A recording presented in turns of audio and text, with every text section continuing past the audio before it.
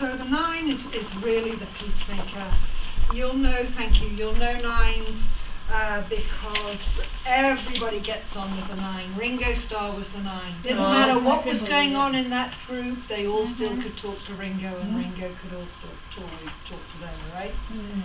9s are just easygoing, loving.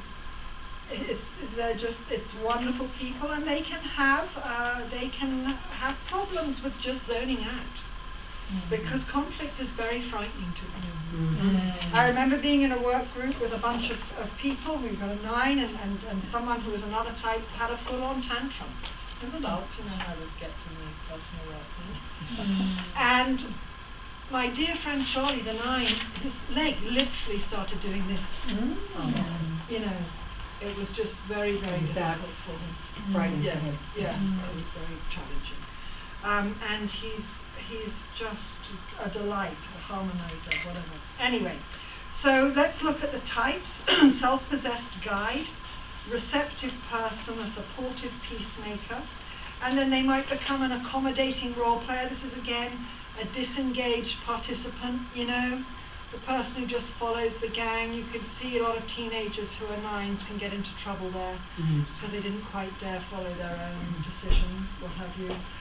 Resigned, faithless, they can start to get, you know, resigned, they can start to not acknowledge some anger.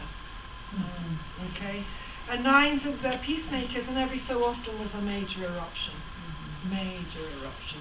And if we look on the other side of the page, the basic fear is of losing my world, of being disconnected. I mean, it's very frightening. It is very, very important unconsciously to stay connected to everybody. And so the desire is for wholeness and for stability.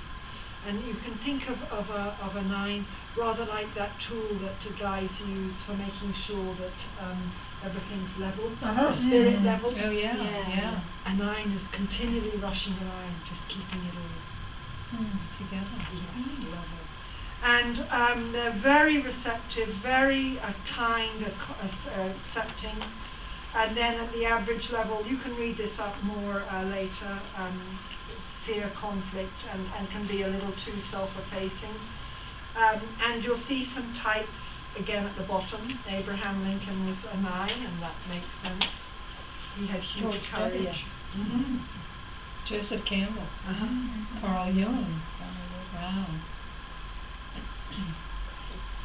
And, you know, I think most of these are correct.